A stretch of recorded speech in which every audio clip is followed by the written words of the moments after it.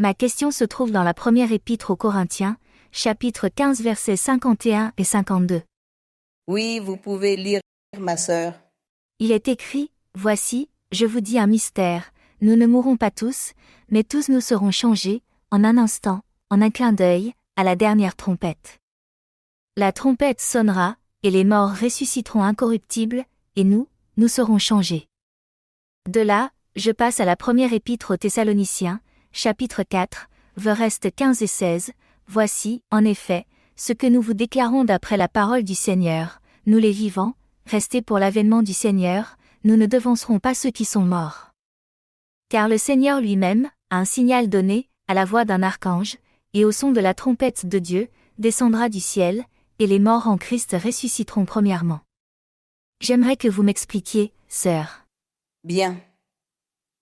Ici, l'apôtre Paul enseigne que lorsque le Seigneur viendra dans la nuée, car je ne sais pas si tous les frères ont entendu l'enseignement, qu'il y a une promesse du Seigneur Jésus-Christ qui dit qu'il viendra dans la nuée pour emmener son Église. Et il est dit que lorsqu'il viendra pour emmener son Église, le Seigneur ne va pas plus loin que les nuages, il ne posera pas les pieds sur la terre. Alors il est dit que ceux qui sont déjà morts dans le Seigneur, les croyants, les disciples de l'Évangile, qui sont morts dans le Seigneur, ils vont ressusciter. Ils ressuscitent. Pour Dieu, rien n'est impossible. Sûrement, certaines personnes sont mortes en mer pour donner un exemple.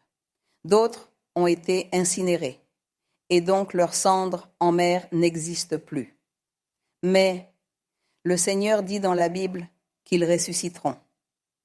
Et lorsqu'ils ressuscitent, ils reprendront leur corps. Mais ce corps ne sera plus matériel. Il se transformera en un corps spirituel. Pour Dieu, rien n'est impossible. C'est ainsi que cela se passera. Alors, il est dit que ceux qui étaient déjà morts ressuscitent, reprennent leur corps, montent aux nuages, et ceux qui sont encore en vie, ceux qui ne sont pas morts, mais les gens qui sont encore en vie. Il est dit qu'ils sont aussi transformés en un corps spirituel et montent pour accueillir le Seigneur. C'est ce que Paul enseigne dans ces 2 chapitres, dans ces 2 versets de ces 2 livres que vous avez lus sur la venue du Seigneur. Par exemple, si en ce moment, le Seigneur venait dans la nuée, comme nous sommes en vie, il se trouve que nous serions transformés en esprit, et ensuite, et notre corps, alors nous montons sur les nuées.